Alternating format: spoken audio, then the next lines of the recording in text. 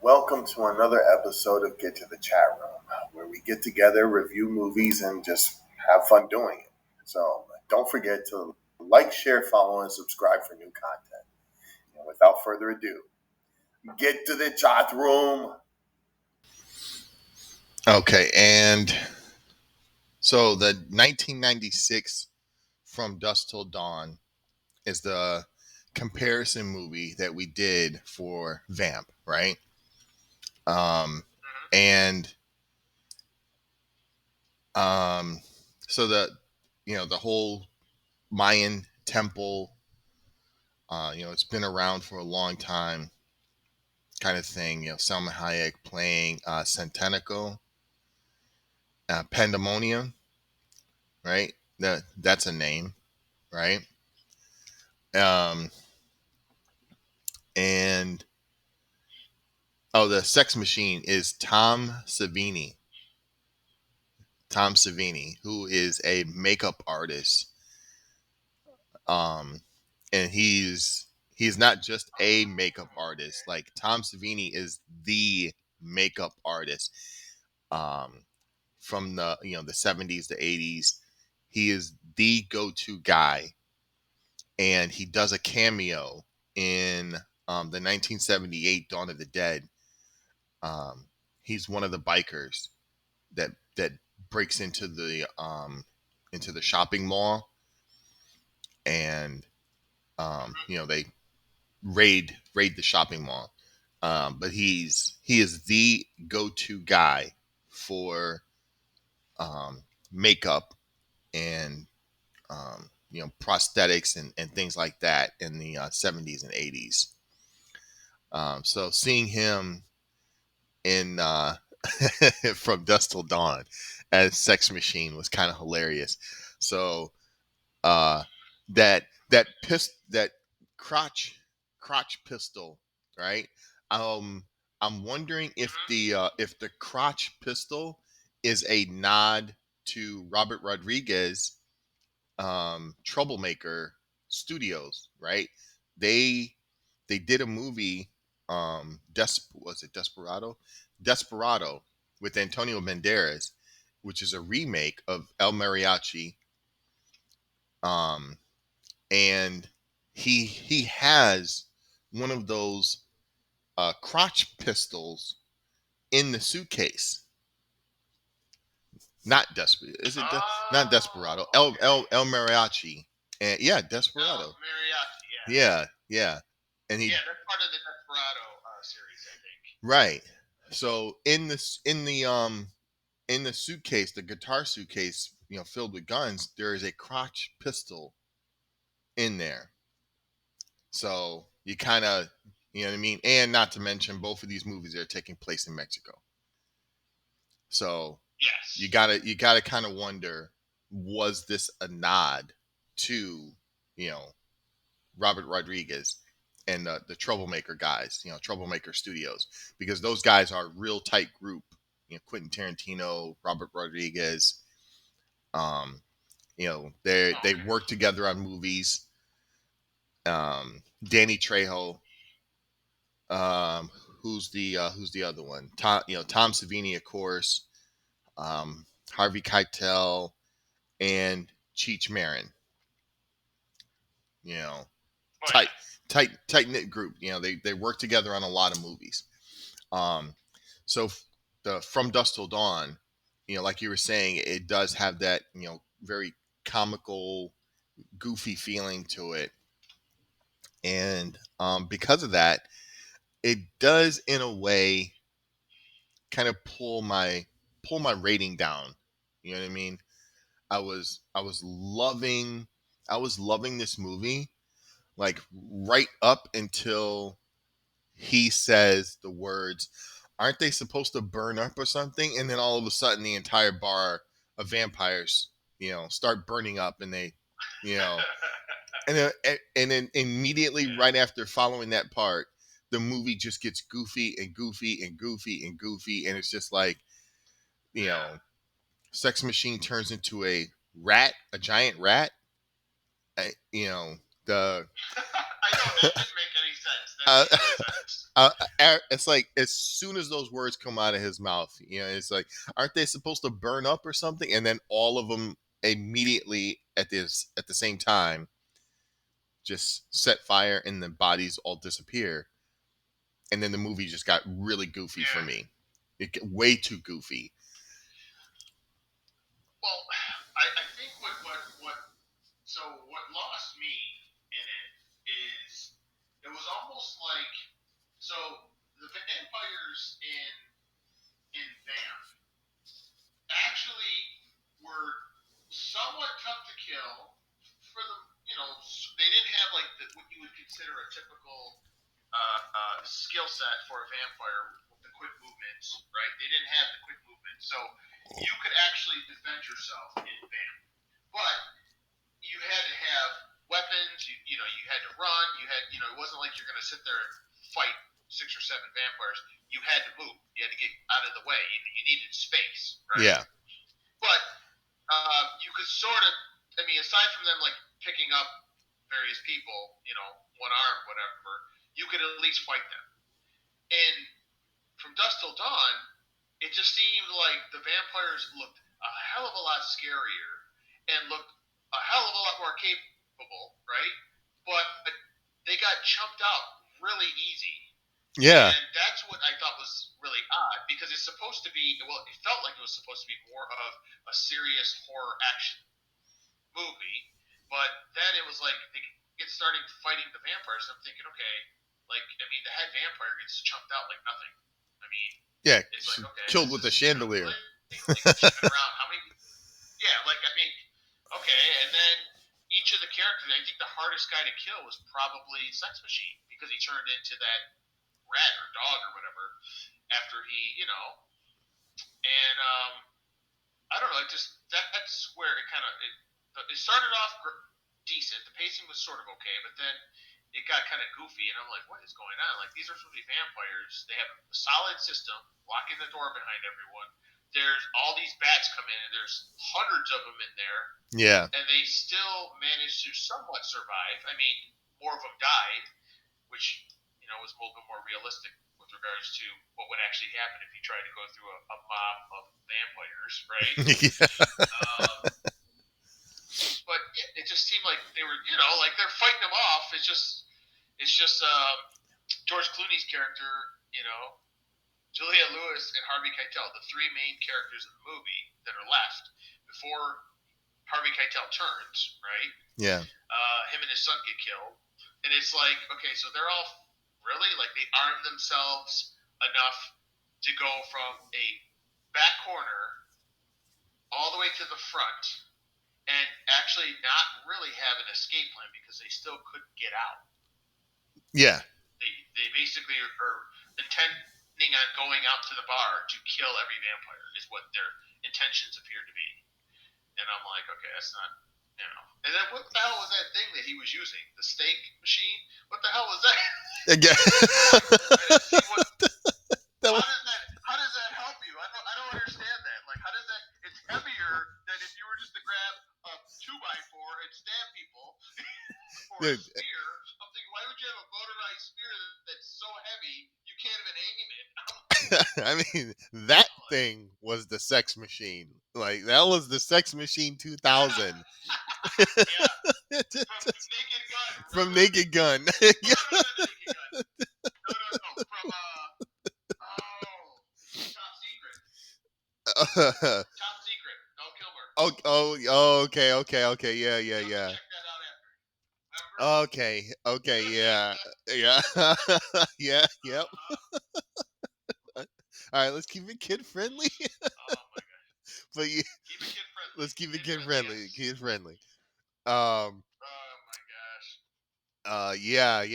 That yeah, he turned a construction drill, like somehow a construction drill into this jackhammer into this straight up vampire killing machine,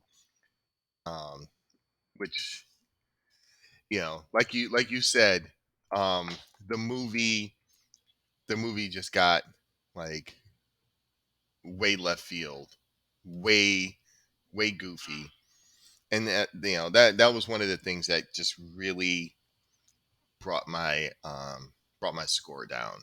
You know, and it was this movie starts off for me at a 9, and then once the goofy factor kicks in, it was just.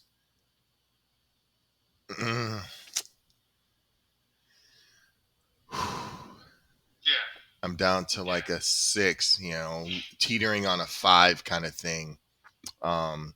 Because I'm watching this opening scene in this movie is so promising. It is so promising. Yes. Yeah. And Yeah. Started off well and ended poorly. yeah, and I mean George Clooney is just phenomenal. He's got he's a really good actor, and Yeah. I He did his part well. yeah I like Quentin Tarantino. You know what I mean? I have nothing against him, nothing against his movies. I like the way that he does his movies. His movies are very unique to him, and Yes. he's got his little the way he sprinkles his flavor on something, and that's why Well, Reservoir Dogs is one of my favorite movies. So yeah. And that was one of his first films. Yeah. So, like 4 Rooms. We had already did 4 Rooms, and the end scene, with the whole finger thing. Um, I like that scene, and the movie was okay. I just didn't understand the witch part at the beginning. I didn't get the witch thing at the beginning. But this this one, I'm watching the scene with them at the beginning of the movie in this convenience store, right? And it's really opening to be this promising movie. It starts off with this conversation happening between the deputy and the clerk, and you're just like, okay, starting off slow, what's going on, and then wham, the revolver's pulled out, and George Clooney's, you know um you know everybody be cool, and you just yeah yeah yeah. And so you're like, okay, now this just intensified, you know what I mean? And then it goes bananas. And I was watching like some of the behind the scenes stuff. This scene was actually shot last. The store blowing up was actually the last scene that they shot. Oh. Yeah. So that was a little interesting when I was watching the kind of like behind the scenes thing. Watching the store blow up was literally the last shot that they filmed. And when they're done filming, the store blow up, like that was it. They wrapped it up. Let's, wrap up the set, take it to editing. We're done, kind of thing. So it was a little interesting, and it really starts off hard with the action, and you're just like, yes, yes, yes, I'm into this, and George Clooney, you know and Quentin Tarantino are the Gecko brothers, and you've seen them on the news, and they've got this list of how many kills they have, and you're just like, oh, these are the bad guys, and then Goofy, and then the Goofy factor just starts slowly, and it's like somebody's just slowly turning up the Goofy factor, real slow at the end there. Um, Yeah. And I'm gonna be honest, right? When I first watched this movie, I was like, oh, I loved it. I loved it, you know. But then after like Yeah.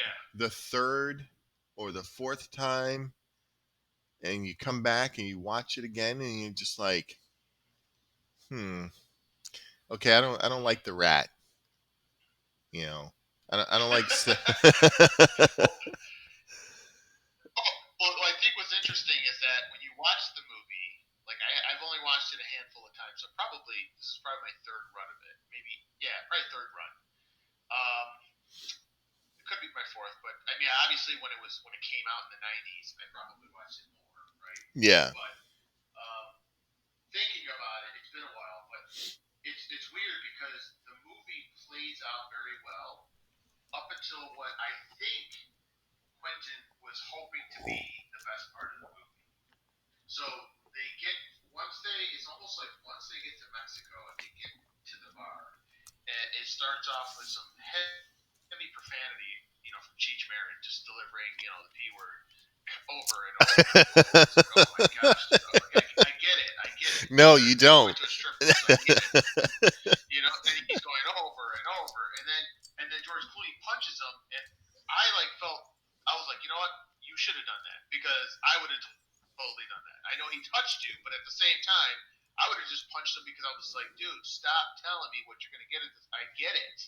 It was just like overdone, but right from that point, it was like it feels like Quentin thought that back half of the movie would be kind of like Quentin. It would be like, just crazy vampire stuff, lots of action, and that would be like kind of like what would sell the movie kind of deal, the climax, if you will.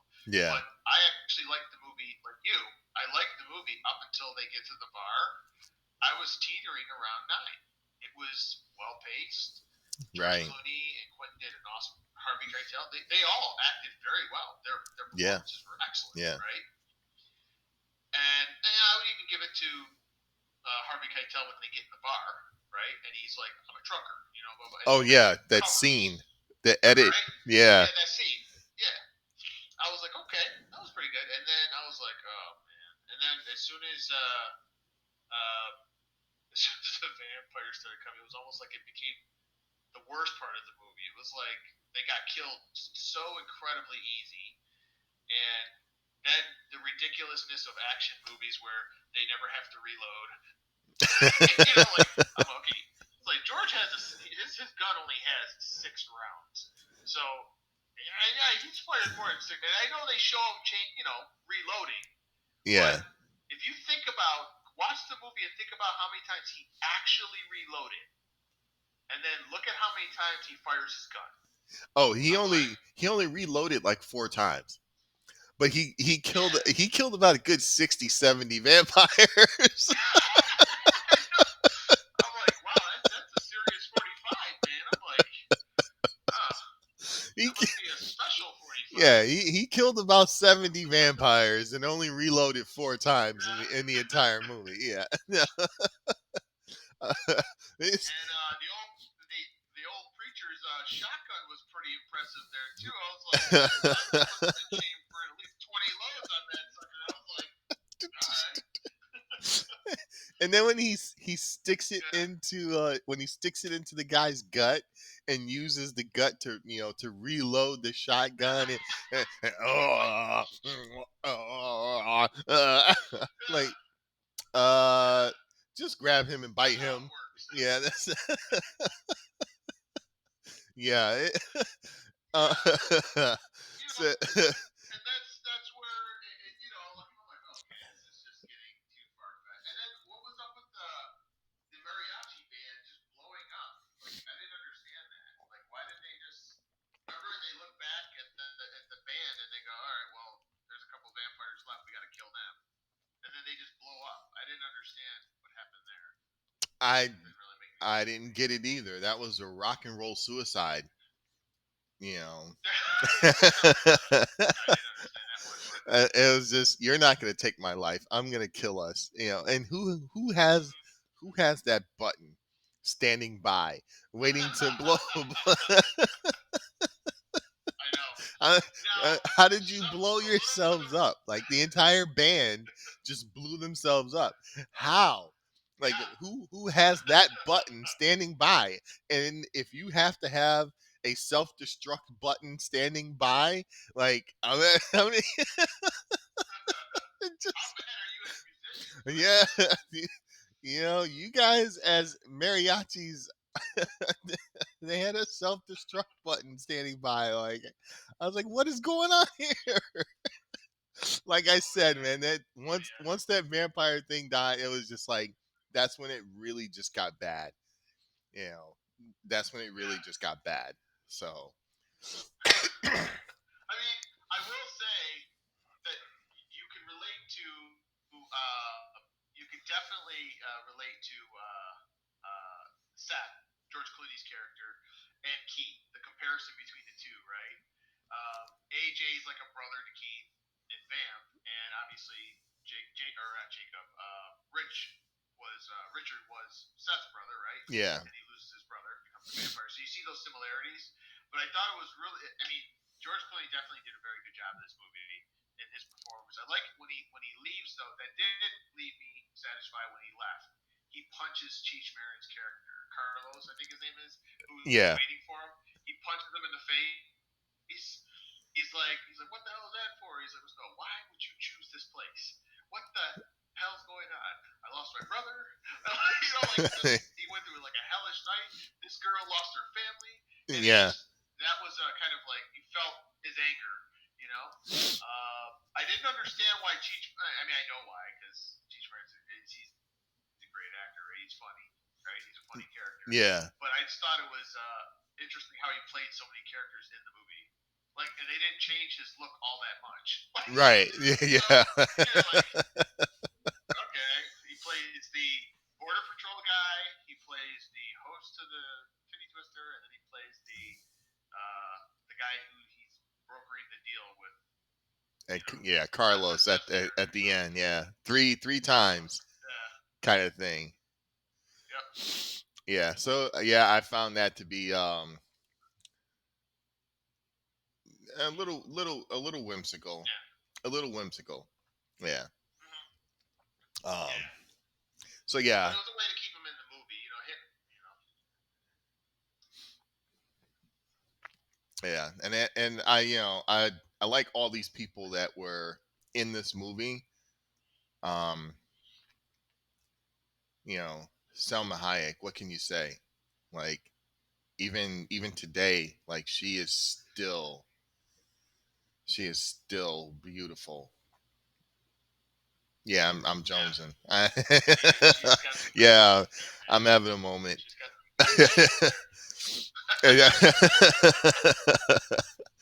And Danny Trejo, Cheech Marin, Keitel, like you said, that all these people, um, I enjoyed it. I enjoyed the movie. It does get goofy, but I definitely still enjoyed it. And like we said with Vamp, if this is a reboot, a remake, or just another part of the world of Vamp, if this is just how the vampires have been surviving all these years is by opening strip clubs all over the place, then, and it's in the same universe, then hey, I love the concept kind of thing, and uh, expanding the Vamp universe. in both scenarios. I mean, Vamp made it more realistic. Yeah. Well, I shouldn't say that. They both made it realistic. I mean, some dive bar in Mexico, if you end up missing, it's not unheard of, right? It's Mexico. Yeah. And, in Vamp, they have a solid, it's kind of like a sound system. Vic, the host, was like, he knew that, no one's gonna admit to going to a strip club, and usually you go there, you're probably not married, right? You're probably a loner. Yeah. More likely single. So it does play into when you think about it, you're like, wow, that really would be a good concept of being able to survive, because the vampires could pretty much, dance all night to get the guys liquored and intoxicated, and then boom, Yeah. private lap dance, and they're dead. Yeah. But, Yeah. Because the cleanup was could be Vic needs to work on that, but yeah. carrying out bodies just out the front door or back. I don't even. It looked like it was like kind of like a front, almost like on the main street. It looked like the guys carrying out the bodies. I'm thinking you probably want to be a little bit more discreet about that, but yeah, interesting. Yeah. But What did you score from Dust Till Dawn? What would you score it? it was a 9, and then it slowly deteriorates to a 7, and I have to give it a 7 because even though it got goofy with the vampires at the end, I would still watch this movie, and Oh, okay. I would still watch it again next summer, and out of nowhere, for no reason at all, I would still watch this movie. So I mean, I can't shoot it down and say no, I'm going to take this off of my list of movies to watch. Like, I would still watch this movie. Um, to me, it was good. I liked it. I really liked the movie. I just thought it was a little goofy at the end with the vampire. Once the vampire killing started on a mass level, it just got goofy. But it wasn't it wasn't enough to stop me from watching this movie again. Okay. So Cool. I gave it a 6 personally. It did like you. It started off strong with me, and then once the goofiness, it lost a lot of points there for me. yeah. Now I would watch this, but I wouldn't on my own watch it. So if someone suggested it and they wanted to watch it, I would certainly watch it with them. But I don't know if I would actually pull this out of Quentin's library and watch it again. But I mean, there are movies that I've gone to that Quentin's done that I always go back to. Reservoir Dogs, Pulp Yeah. Fiction, Once Upon a Time in Hollywood. There's a couple movies that Quentin delivers a good mix. I would normally throw Kill Bill in there, but Yeah. I don't know. And Kill Bill is Kill one of those yeah. things that once you know the ending, it's tough to watch it again. Yeah. But I mean, for me, Kill Bill is done so far out of sequence that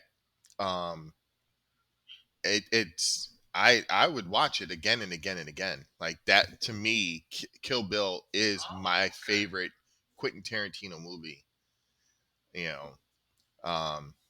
And